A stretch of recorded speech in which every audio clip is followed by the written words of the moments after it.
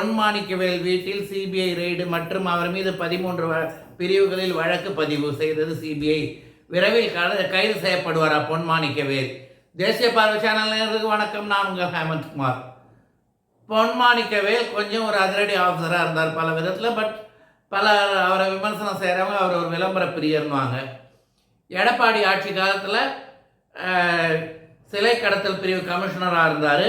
பிறகு எடப்பாடிக்கு அவர்கிட்ட சில டைம்ஸ் வர அவர் உச்சநீதிமன்றத்தின் அனுமதியால் கமிஷனராக இருந்தார். ஃபஸ்ட்டு ஹைகோர்ட் அதை கொடுக்க அதை உச்சநீதிமன்றம் அதை ஏற்றுக்கொள்ள.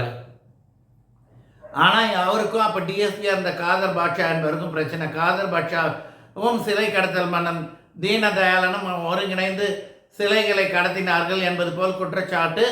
காதர் பாட்ஷா கைது செய்யப்பட்டார். அவர் மற்றொரு டிஎஸ்பியும் கைது செய்யப்பட்டார்.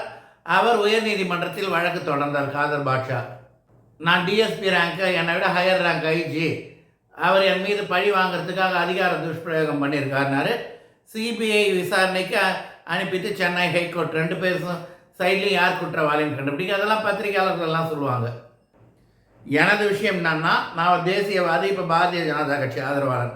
ஏன்னா Congress is not the nationalist party, it is belong to some other country based. இந்த சூழலில் அப்போ பிஜேபி ஆதரவாளர்கள்லாம் பொன்மாணிக்கவேலுக்கு தீவிரமாக ஆதரவாக இருந்தாங்க. அதெல்லாம் நமக்கு தெரியும். நான் பிஜேபி ஆதரவாக, அதுவும் வேறு.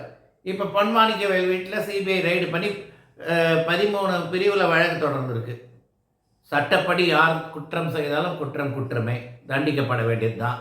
இல்லை, எனக்கு மாற்று கருத்து இல்லை. ஆனால் எனக்கு அப்போ தான் இந்த விஷயம்லாம் நான் கவனிக்க ஆரம்பித்தேன். எனக்கு லைட்டாக ஒரு இது இருந்தது. ஏன்னா அவர் தரப்பில் நிறைய கொஞ்சம் விளம்பரங்கள் வந்தது. தமிழகத்தில் சிலை கடத்தல் நிறையா நடந்திருக்கு. அதுக்கு பின்னணியில் டெல்லி பேஸில் நிறைய பேர் உண்டு. அதெல்லாம் வேறு. அதெல்லாம் நான் சொன்னால் ரொம்ப எக்ஸ்ட்ரீமாக இருக்கும். அதெல்லாம் நான் ரொம்ப லிமிட்டாக நிறுத்திக்கிறேன். பொன்மாணிக்கவேல் சில செய்தாங்கன்னா யார் செய்தாலும் பாராட்டணும். ஆனால் தவறு செய்தால் தண்டிக்கப்பட வேண்டிய விஷயத்தில் எந்த மாற்று கருத்தும் இல்லை. அவ்வளோதான். பட் விசாரணை நடக்கும். சிபிஐ விசாரணையில் it will take its own time. யார் எதுவும் தலையிட முடியாது. ஏன்னா சிபிஐக்கு எப்போ வழக்குகள் வரும்? பெரிய அளவில் பிரச்சனைகள் முற்றி பிரச்சனைகளுக்கான தடயங்கள் அழிக்கப்படும் போது தான் அந்த வழக்குகள் தான் சிபிஐ அமலாக்கத்துறைக்கெலாம் வரும். சீக்கிரம் தீர்ப்புகள் வந்தால் சரி. எதுவாக இருந்தாலும் சட்டம் தன் கடமையை சட்டம். நம் நாட்டு சிலைகள் நம்முடனே இருக்கட்டும். நன்றி, வணக்கம்.